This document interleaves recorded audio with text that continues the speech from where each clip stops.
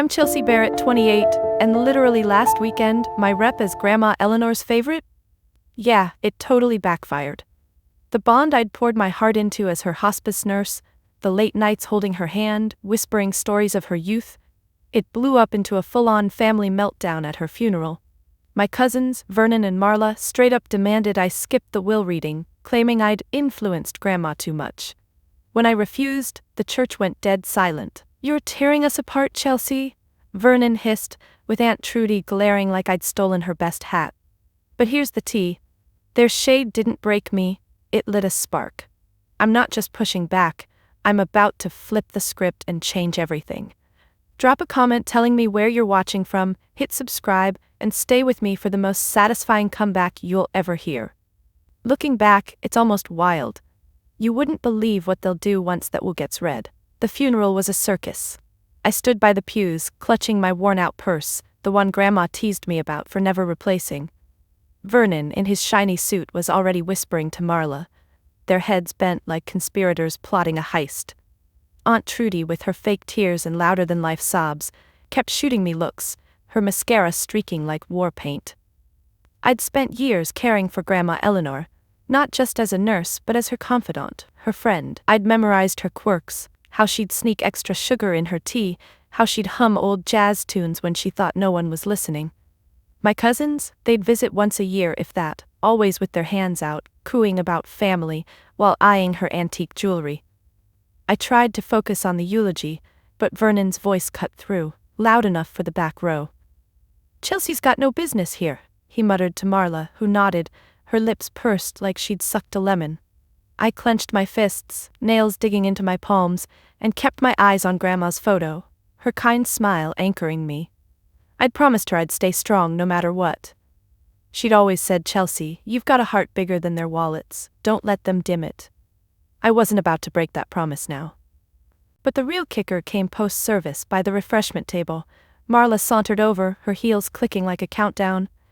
"You're not invited to the will reading," she said, voice syrupy but sharp. "It's family only." I froze, my paper cup of coffee trembling in my hand.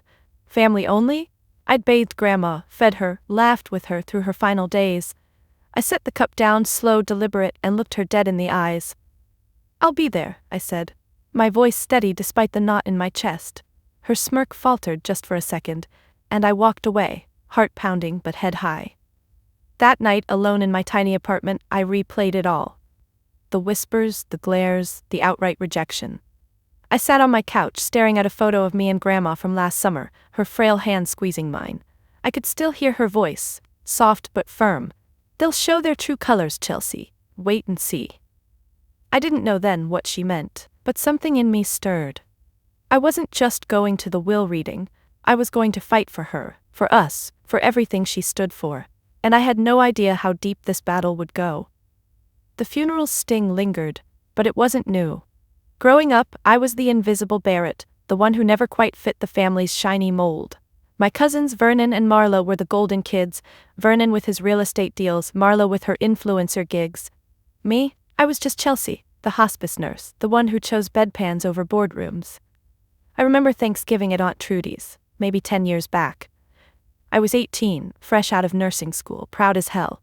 I'd just gotten my first job, a real step toward helping people like I always wanted. I sat at the kids' table, yeah, even at 18, while Vernon, barely 20, got the adult table for selling some condo. I tried sharing my news, my voice shaky but excited. "I start at the hospice next week," I said, passing the mashed potatoes. Aunt Trudy barely looked up. "That's nice, Chelsea," she mumbled, then turned to Vernon. "Tell us about that new listing, hon." The room erupted in oohs and ahs as he bragged about square footage. I stared at my plate, the gravy congealing, my cheeks burning. Marla caught my eye, smirked, and flicked her hair, like my moment was a joke. I gripped my fork so tight my knuckles whitened, but I didn't say a word. Just swallowed it, like always. Another time, at Grandma Eleanor's 80th birthday, I'd saved up to buy her a locket, engraved with her initials. I'd worked extra shifts, skipped coffees, the works. When I gave it to her, her eyes lit up and she hugged me so tight I could feel her heartbeat. "You're my treasure, Chelsea," she whispered. But later, Marla gifted a gaudy designer scarf, and the family lost it, snapping photos, gushing. My locket? Barely a mention. Vernon even joked, "What, you shop at a pawn shop, Chels?" Everyone laughed, and I forced a smile, my throat tight. Grandma squeezed my hand under the table, but it didn't erase the sting. High school was the same. I'd won a community service award for volunteering at a senior center, even got my name in the local paper. I brought the clipping to Sunday dinner, thinking maybe this time they'd see me. Nope. Marla had just gotten her driver's license, and the table was all about her new car, a gift from Aunt Trudy. "Chelsea, grab more wine, would you?" Uncle Floyd said, not even glancing at the clipping I'd set by his plate. I nodded, tucked the paper in my pocket, and shuffled to the kitchen, my chest heavy. Looking back, it's clear they only valued what glittered: money, status, stuff. My work, my heart, my quiet sacrifices? Invisible. Grandma saw it, though. She'd tell me stories of her own struggles, how she built her life on kindness, not cash. "They'll learn, Chelsea," she'd say, her voice soft but sure. I didn't get it then, but those moments with her planted a seed. Now, with the will reading looming, I could feel it growing. I wasn't just the overlooked cousin anymore. I was ready to step into that room and face them, not as the girl they ignored, but as the woman Grandma believed in. My hands shook as I folded her old sweater, the one she'd worn during our late-night talks, and tucked it in my bag. Whatever happened tomorrow, I'd carry her with me. Grandma Eleanor always had this way of dropping wisdom like it was just small talk, but now thinking back, I see she was preparing me. About 2 years ago, I was at her house, helping her sort old photos. She was frail, her hands trembling as she held a faded picture of her and Grandpa. We were laughing about his awful mustache when she got quiet, her eyes sharp. "Chelsea," she said, "people show who they are when they think no one's watching." I nodded, not really getting it, but she kept going. "I've been watching this family a long time, you'll see their colors soon enough." Her tone wasn't bitter, just certain, like she'd already solved a puzzle I didn't know existed. That summer, she started giving me these odd tasks. She'd call me over, saying she needed help with paperwork, but it was never just bills or insurance. One day she handed me a locked diary, leather cracked from age, and asked me to store it in her attic, no questions. Another time, she had me record her talking about family memories on my phone, random stuff like Vernon's business loans or Marla's charity events. I thought she was just nostalgic, but she'd watch me close, like she was testing me. "You're the only one I trust, Chelsea," she said once, her hand squeezing mine. I blushed, brushing it off, but my heart swelled. The big moment came last spring. I was exhausted, fresh off a double shift, when she called me to her bedside. Her voice was weak, but her eyes were fire. "Chelsea, I've set something up," she whispered. "A test. For all of them." She wouldn't say more, just handed me a key, small and cold, with a tag that read Box 47. I pressed her, but she shook her head. "When the time comes, you'll know." I slipped the key in my pocket, my stomach twisting. What was she planning? I spent nights wondering, replaying her words, but I kept it secret, like she asked. I didn't even tell my best friend Darla from work. Looking back, I see the pieces. Those tasks weren't random. She was building something, a way to sort the greedy from the genuine. I remember one night, she caught me crying after Marla called my job glorified babysitting. Grandma pulled me close, her bony arms surprisingly strong. "They're blind to what matters," she said. "But I'm not." That stuck with me, especially now. I was starting to suspect her test was tied to the will, and it scared me. Not because I wanted her money, I'd have given anything to have her back, but because I knew my family. Vernon's fake charm, Marla's crocodile tears, Aunt Trudy's endless scheming. They'd tear each other apart for a dime. As I sat in my apartment, the night before the will reading, I turned that key over in my hands. It felt heavier now, like it held more than just metal. Grandma's words echoed, "You'll see their colors." I didn't know what I'd find in Box 47, but I knew she'd trusted me for a reason. My hands steadied as I tucked the key away. Whatever she'd planned, I'd see it through. Not for the estate, but for her.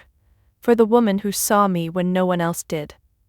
Tomorrow, I'd walk into that lawyer's office ready for anything. The night before the will reading, I barely slept. My apartment felt too small, the air thick with nerves. I sat on my lumpy couch, clutching Grandma Eleanor's old sweater, its faint lavender scent still clinging to the wool. My phone buzzed. Marla, texting again. Don't embarrass yourself tomorrow, Chelsea. Stay home. I stared at the screen, my thumb hovering over the reply button, but I didn't bite. Instead, I tossed the phone on the coffee table and paced. Vernon and Marla had been calling all week, their voices dripping with fake concern, urging me to let the family handle the will. Aunt Trudy even left a voicemail, her tone icy. "You're not needed, dear." Each word was a jab, but I wasn't backing down. I poured myself a glass of water, my hands shaky, and leaned against the kitchen counter. The key to box 47 sat on the table, glinting under the dim light. I still didn't know what it unlocked, but Grandma's words from last spring kept looping in my head. "When the time comes, you'll know." I wanted to believe her, but doubt crept in. What if I walked into that lawyer's office and got humiliated again? I could already picture Vernon's smug grin, Marla's eye roll, Aunt Trudy's pursed lips. But then I thought of Grandma, her steady gaze, her trust in me. I couldn't let her down. By morning I was a mess but determined. I pulled on my best dress, navy simple, the one Grandma said made me look like a force. My fingers fumbled with the zipper, my heart racing. I grabbed the key and tucked it in my purse, next to a photo of me and Grandma from her last birthday. Her smile in that picture was my armor. I took a deep breath, squared my shoulders, and headed out. The lawyer's office was downtown, a stuffy brick building that felt like it was judging me as I walked up. My stomach churned, but I kept moving. Outside the office, I spotted Vernon's car, a flashy SUV that screamed, "Look at me."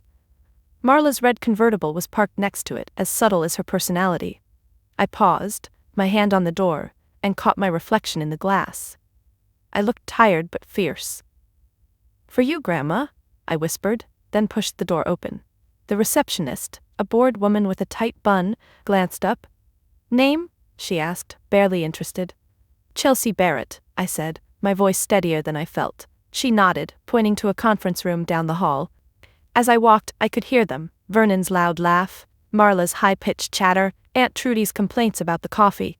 My pulse hammered, but I thought of Grandma's lessons, her cryptic hints about true colors. Whatever was coming, I'd face it. I wasn't the invisible cousin anymore. I was the one she trusted, the one she chose. My hand brushed the key in my purse, and I felt a spark of courage. They wanted me gone, but I was here, and I wasn't leaving until I knew what Grandma had planned. The door to the conference room loomed ahead, voices spilling out. I took one last breath, gripped the handle, and stepped inside, ready to fight for her legacy, whatever it took. The conference room smelled of stale coffee and old wood, and the moment I stepped in, every eye snapped to me. Vernon leaned back in his chair, arms crossed, his smirk sharp enough to cut glass. Marla, perched next to him, flipped her hair and muttered something to Aunt Trudy, who snorted. The lawyer, a wiry man with glasses too big for his face, shuffled papers at the head of the table, oblivious to the tension. I stood frozen for a second, my purse clutched tight, the key inside it digging into my palm through the fabric. "Chelsea?" Vernon said, drawing out my name like it tasted bad. "Didn't we tell you this was private?" I forced my feet to move, taking the empty chair across from them. My dress felt too tight, my throat drier than dust. "I'm family," I said, meeting his gaze. "I belong here." Marla laughed, a short, brittle sound, and leaned forward, her manicured nails tapping the table. "Family? You're the help, Chelsea. Always have been." Aunt Trudy nodded, her lips pursed like she'd bitten a lemon. "Really, dear, this is for those who mattered to Eleanor." The words hit like a slap, but I kept my face still, my hand steady in my lap. The lawyer cleared his throat, adjusting his glasses. "Shall we begin?" he asked, but Vernon cut in, leaning toward me. "You manipulated her, didn't you? All those late nights, playing nurse, whispering in her ear." His voice was low, accusing, and I felt my cheeks burn. I wanted to scream that I'd loved Grandma, that I'd been there when they weren't, but I bit my tongue. Instead, I straightened, my nails digging into my thighs. "I was there because she needed me," I said, each word deliberate. "Where were you?" Marla rolled her eyes. "Oh, please, spare us the martyr act." She turned to the lawyer, her voice sugary. "Can we just get on with it? Some of us have actual lives." The lawyer nodded, unfazed, and opened a thick envelope. My heart pounded, Grandma's photo in my purse feeling like a lifeline. I could almost hear her voice. "Stay strong, Chelsea."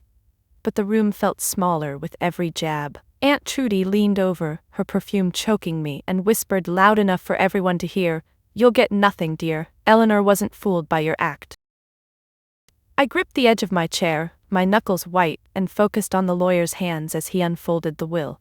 Their words kept coming. Vernon calling me a leech, Marla mocking my sad little job, Trudy sighing about my disrespect. Each one stung, but I didn't flinch.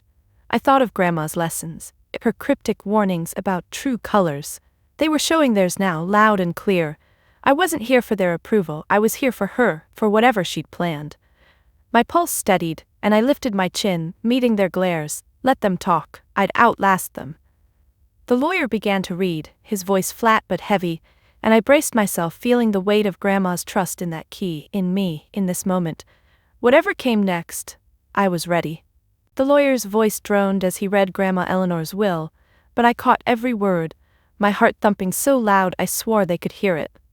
Vernon slouched, picking at his cufflinks, while Marla scrolled her phone, smirking like she'd already won. Aunt Trudy fanned herself with a folded napkin, her eyes darting between me and the lawyer. Then came the bombshell. To my granddaughter, Chelsea Barrett, the lawyer said, pausing to adjust his glasses, I leave my entire estate, house, savings, investments, and all personal effects. The room went still, like someone hit pause.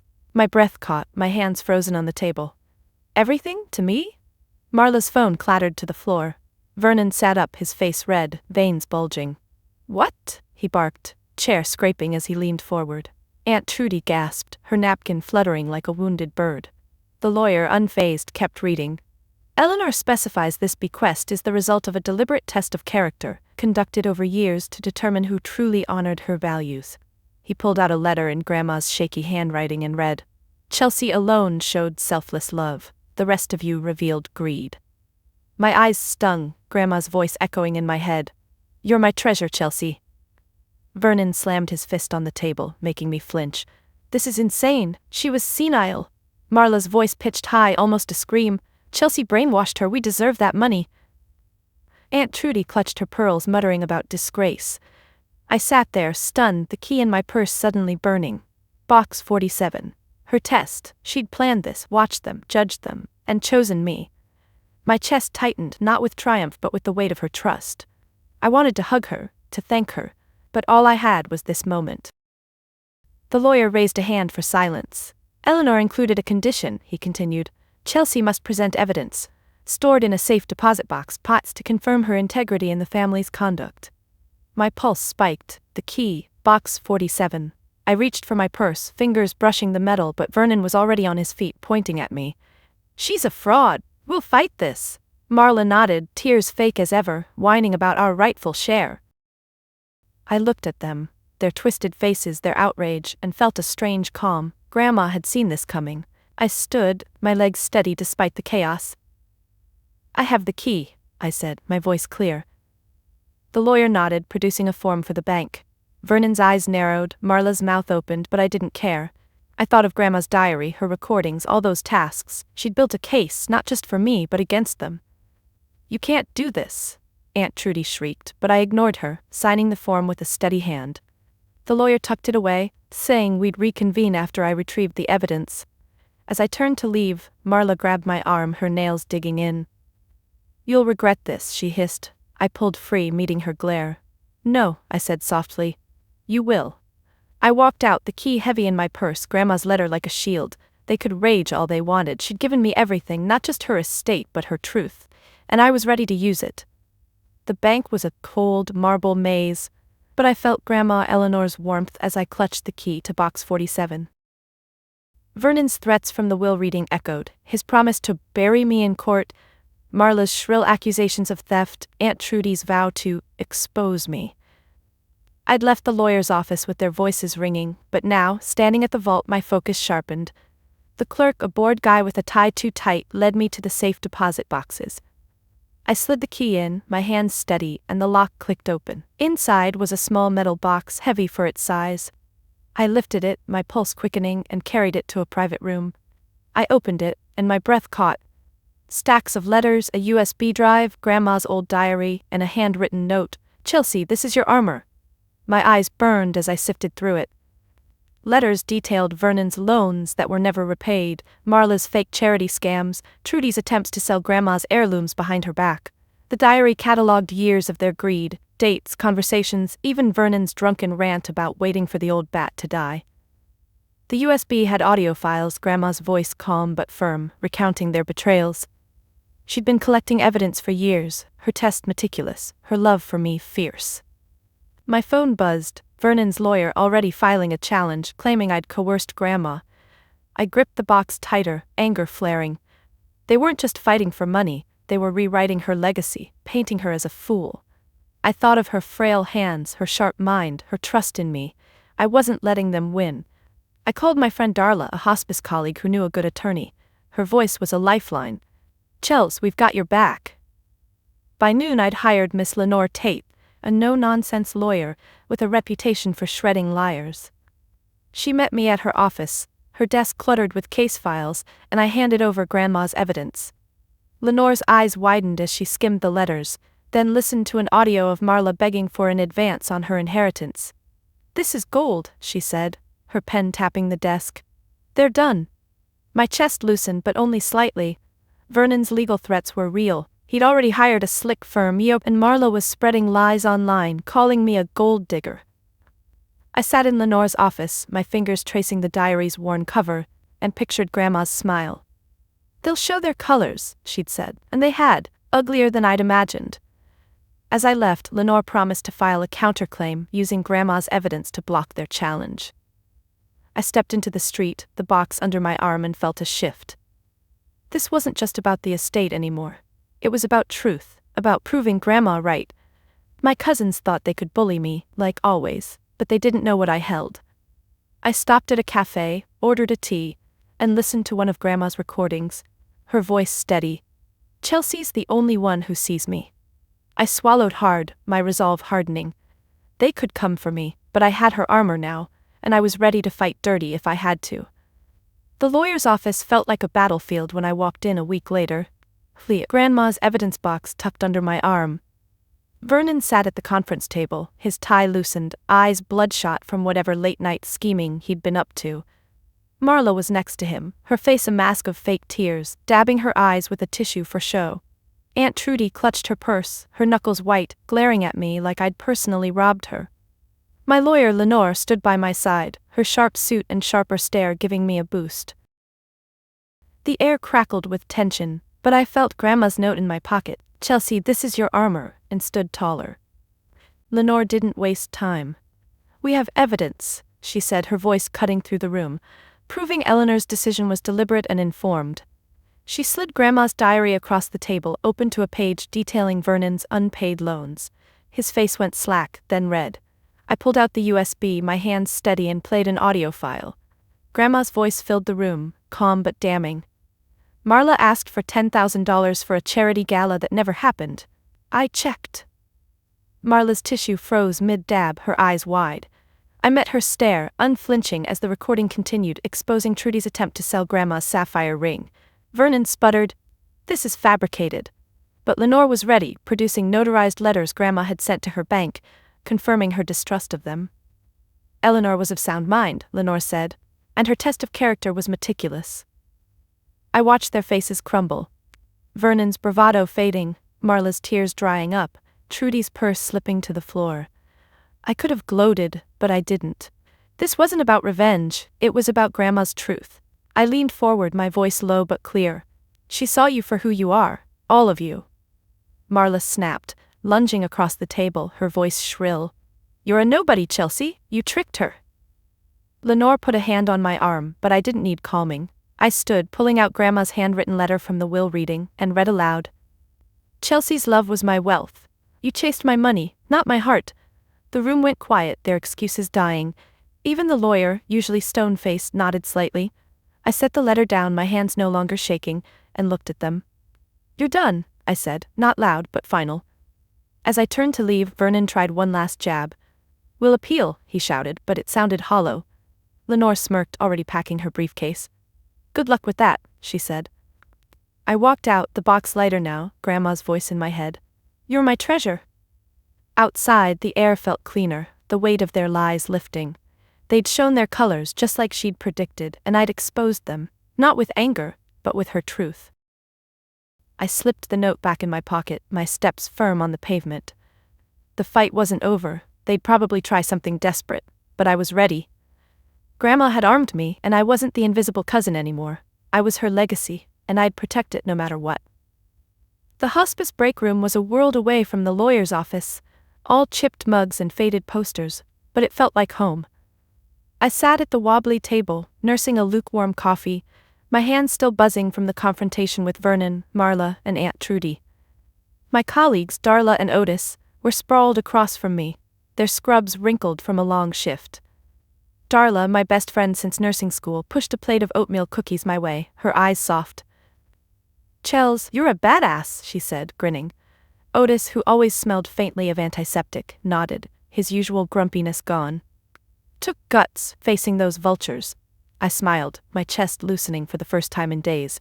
I told them everything, the will, Grandma's evidence, the way Marla's face crumpled when I played the recording. Darla laughed so hard she snorted, slapping the table. "Wish I'd seen that witch squirm," she said, then leaned closer, her voice dropping. "You okay though, really?" I paused, stirring my coffee, the spoon clinking softly. Was I? My biological family had shown their true colors, greedy, cruel, nothing like the bond I'd hoped for. But here, with Darla and Otis, I felt seen. They didn't care about Grandma's estate, they cared about me. Otis reached over, his big hand patting my shoulder awkwardly. "You're family to us, kid," he said, then cleared his throat, embarrassed. I blinked back, tears thinking of Grandma's letter, her belief in my heart. My cousins had mocked my job, my life, but these two, they got it. They knew the late nights, the patient stories, the quiet victories of making someone's final days peaceful. I pushed the cookies toward Otis, who grabbed two, and we sat there, the hum of the vending machine filling the silence. Darla pulled out her phone, showing me a goofy meme about toxic family, and we cracked up, the tension melting.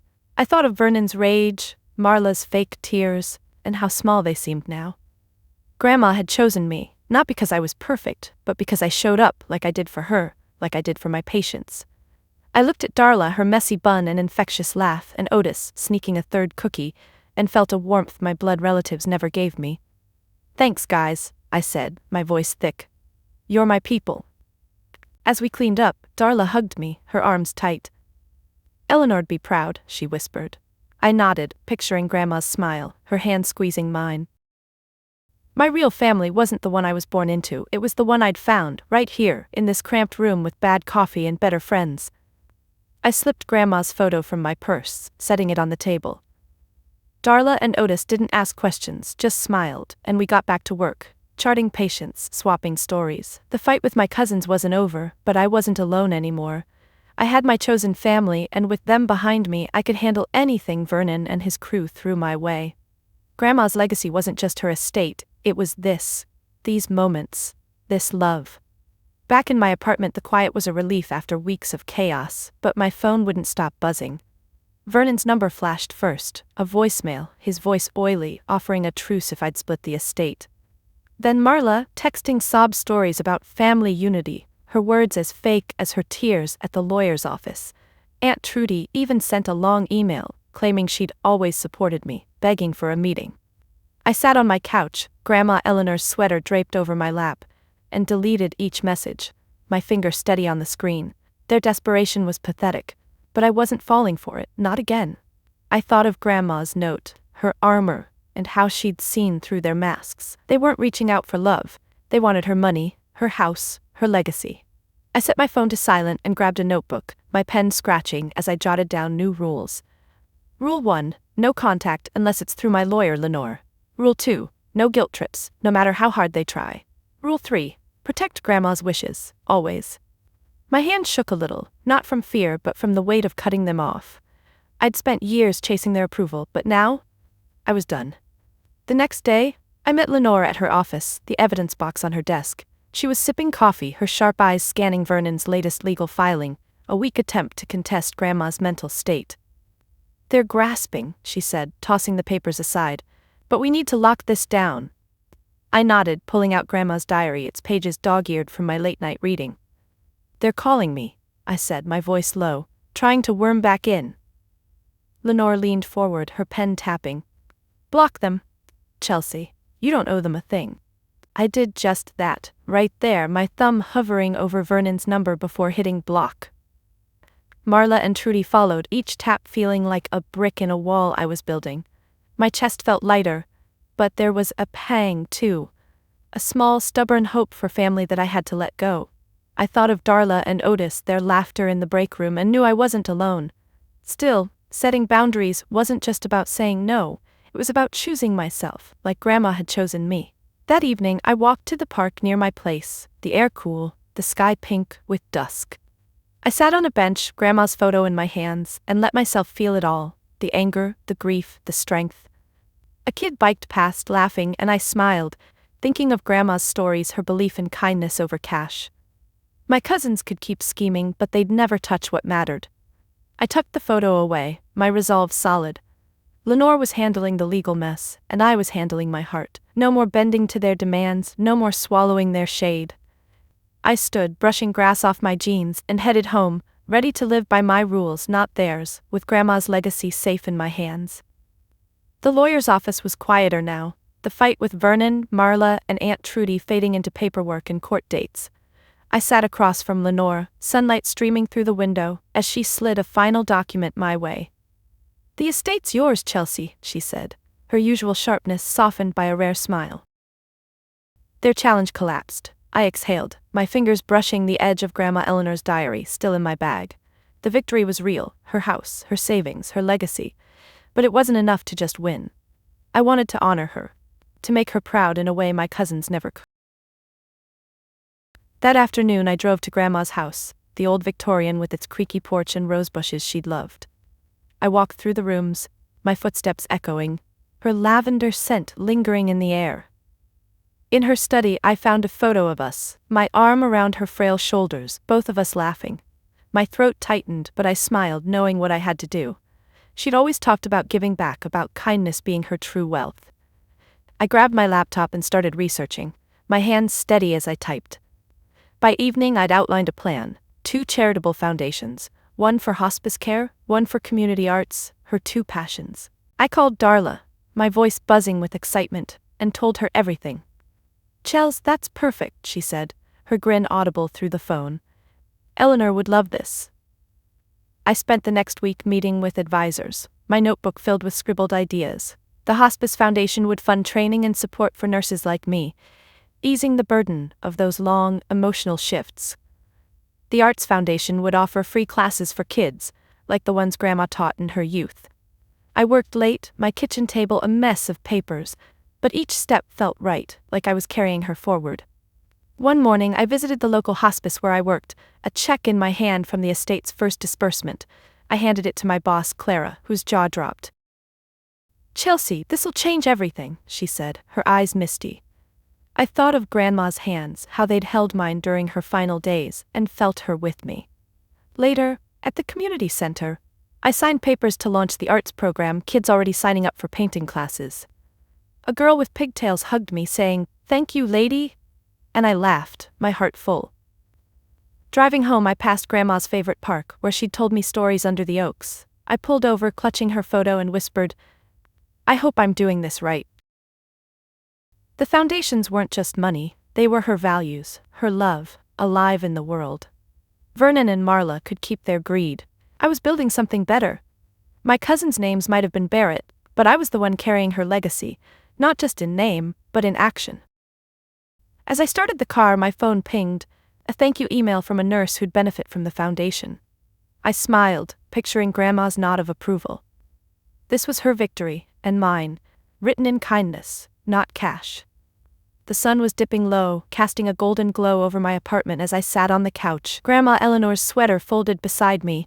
Her photo rested on the coffee table, her smile steady, like she was still watching over me. The fight for her estate was over. Lenore had tied up the last legal threads, and the foundations were taking shape. But tonight, alone with my thoughts, I wasn't thinking about the money or the victory. I was thinking about me, about what it all meant. I leaned back, my hands tracing the sweater's soft wool, and let the quiet settle in. For the first time in months, I wasn't bracing for a fight. I thought about Vernon's rage, Marla's tears, Aunt Trudy's schemes. I'd spent years craving their approval, hoping they'd see me, the nurse, the caregiver, the one who showed up. But they never did, and maybe they never would. That used to hurt, a sharp ache I'd bury under late shifts and forced smiles. Now, though, it felt different. I didn't need their validation. Grandma had seen me, chosen me, trusted me. And in fighting for her legacy, I'd found something else, my own worth. Not in their eyes, but in mine. I stood walking to the window, the city lights flickering below. I remembered Grandma's words, "Your heart's bigger than their wallets." She was right. My strength wasn't in outsmarting my cousins, though that felt good. It was in the choices I'd made, caring for her, building the foundations, choosing kindness over greed. I thought of Darla and Otis, their laughter in the break room and the kids at the arts program, their faces bright with possibility. That was my family, my legacy, my peace. I picked up Grandma's photo, my thumb brushing the frame. "I get it now," I whispered. Her test wasn't just about exposing them, it was about showing me who I could be. I didn't need to prove anything to anyone else. I was enough, flawed, tired, but enough. I set the photo down, my chest lighter, and smiled.